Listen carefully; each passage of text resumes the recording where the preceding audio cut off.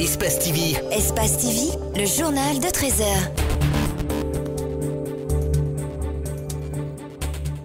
Des enseignants guinéens dans les rues hier pour dénoncer le gel des salaires en grève depuis la rentrée scolaire officielle le 3 octobre dernier. Ils n'ont perçu leur salaire du mois d'octobre. Les sittings prévus devant les directions préfectorales et communales de l'éducation ont été empêchés par les forces de l'ordre. Le correspondant de RFI, Mokhtar Ba, a répondu ce lundi à la convocation de la Haute Autorité de Communication AC. Il a été auditionné sur son reportage portant sur les deux jeunes morts à Wanindara. Plus de détails dans ce journal.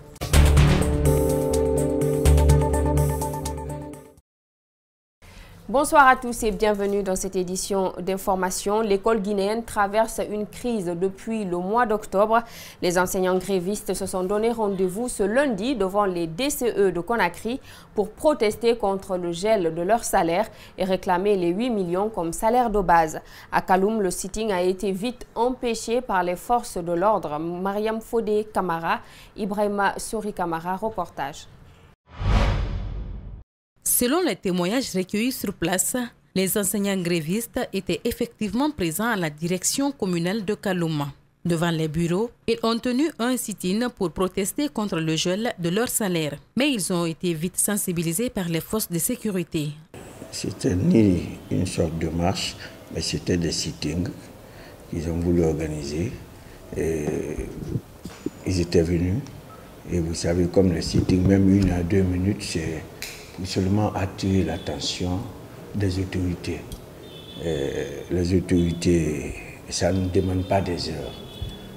Comme ils étaient venus, il y a eu des gens qui ont voulu sauter, mais heureusement, on avait des professionnels, les services de sécurité ont professionnellement agi, n'ont pas été frustrés.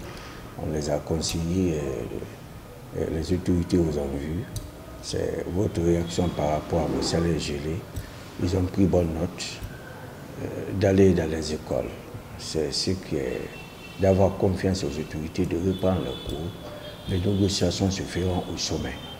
11 heures. Les élèves sortent de certains établissements comme le complexe scolaire Jacqueline Bangoura pour occuper les rues avec les slogans « Nous voulons étudier ». Ils ont été dispersés par les forces de sécurité.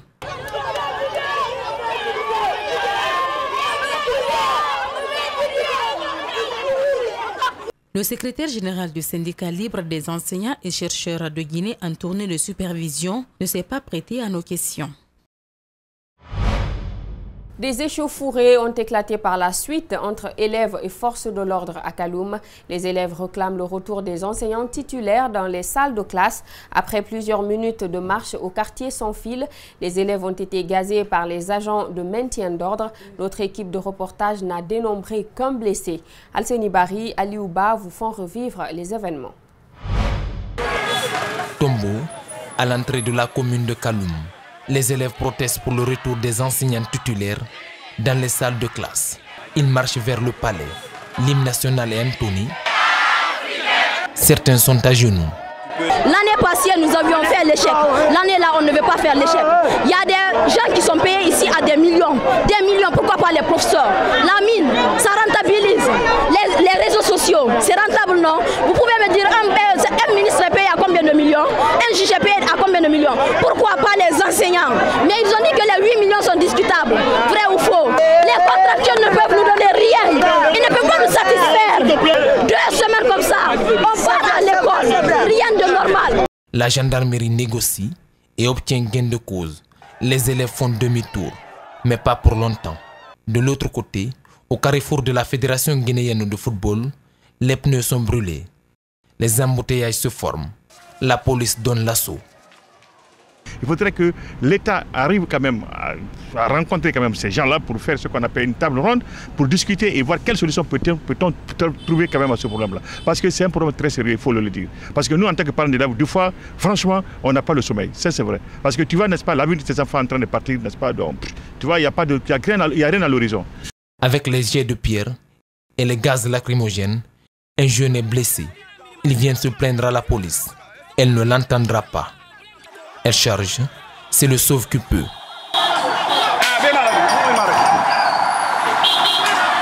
Les policiers ils ont laissé le gaz de la construction. C'est pas normal. Hein? C'est ce qui aggrave le problème. Il y a eu le dégât matériel, il y a eu le blessé. Les affrontements vont durer près d'une heure avant que le calme ne revienne sur cette zone. Aux alentours de la direction communale de l'éducation de Matoto, des enseignants en colère qui souhaitaient rencontrer leur tutelle ont été dispersés à coups de grenades lacrymogènes. Ils n'ont pas non plus pu se regrouper. C'est un reportage de Makiso et Ibrahima Sori Sengsouma. Il est 9h14.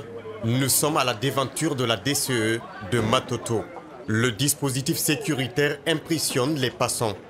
La police et la gendarmerie partent pour échanger avec les enseignants qui veulent aller à la rencontre du directeur communal de l'éducation de Matoto qui a refusé de nous recevoir.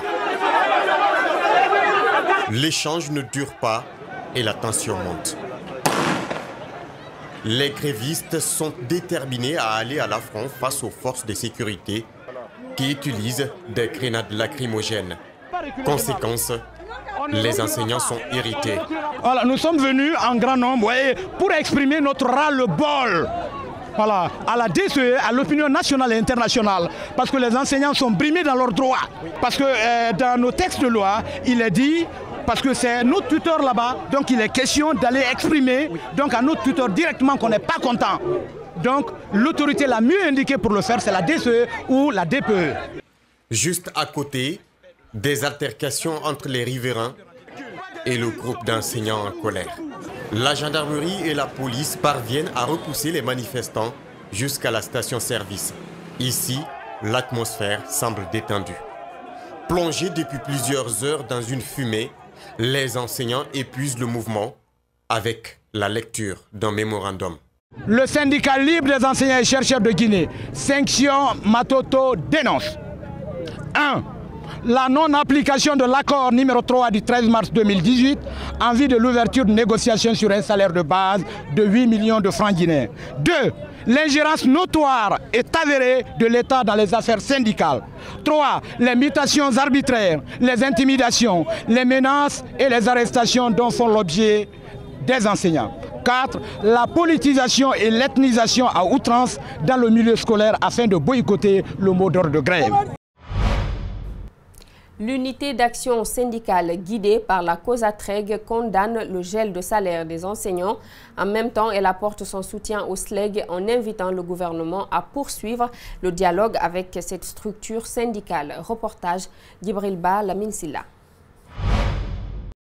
L'unité d'action syndicale ne reste pas insensible face à la crise que traverse le système éducatif guinéen. Elle dit reconnaître le noble combat que mène Aboubacar Souba et son équipe. C'est pourquoi ces organisations syndicales réitèrent leur engagement à soutenir les enseignants.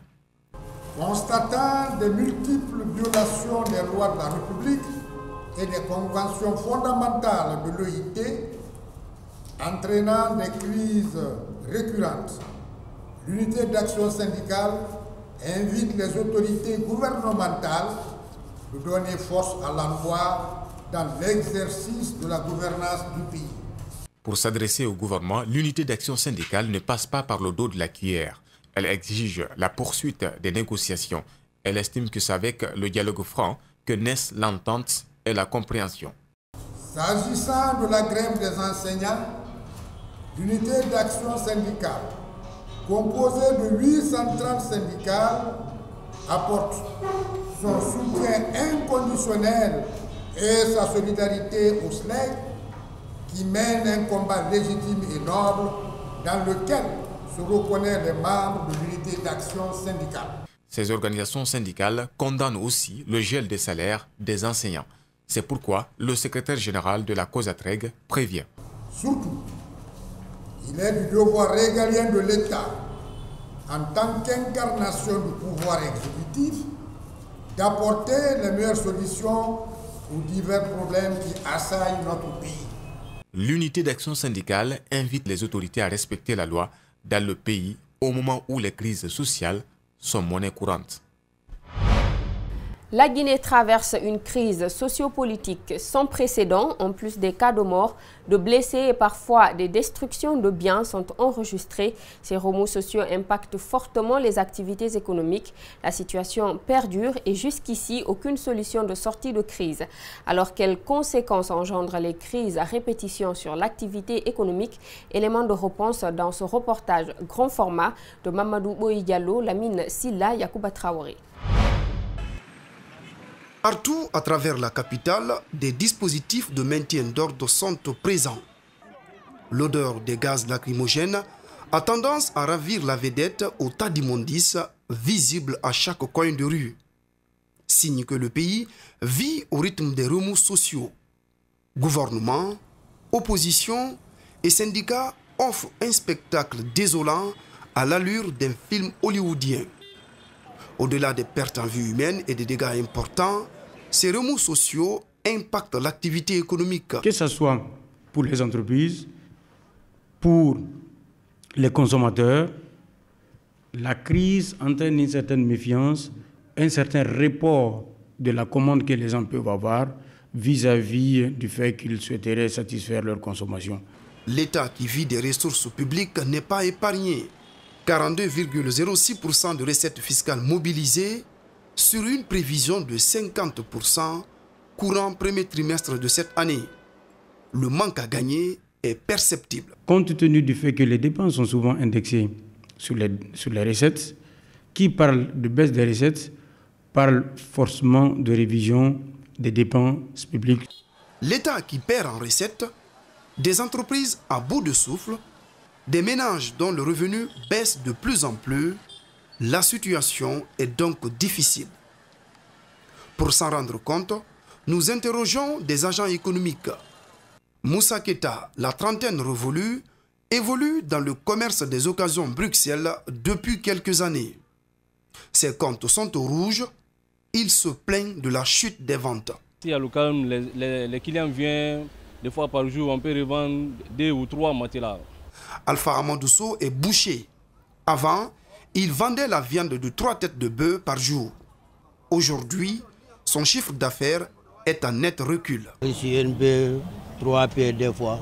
Mais maintenant, pour finir un pied, c'est difficile pour nous. Avec la chute des ventes, Alpha Amadou enregistre de grandes pertes. Ses dettes repartent à la hausse et sa trésorerie est affectée. Alors là, il y a trop de crédits sur nous. Cette année, le gouvernement table sur une croissance de 6%. Mais avec la situation liée aux remous sociaux, difficile d'atteindre ce taux. Alors, comment relancer l'activité économique, créer la croissance et rétablir les indicateurs macroéconomiques? Cet économiste propose des approches de solutions. Tous les acteurs impliqués dans ces crises discuter à bâton rompu pour trouver les voies et moyens de sortie de crise à court terme. D'ores et déjà, l'État a réduit de 20% son train de vie selon la loi de finances 2019. Mais le développement socio-économique nécessite la stabilité politique et la paix sociale.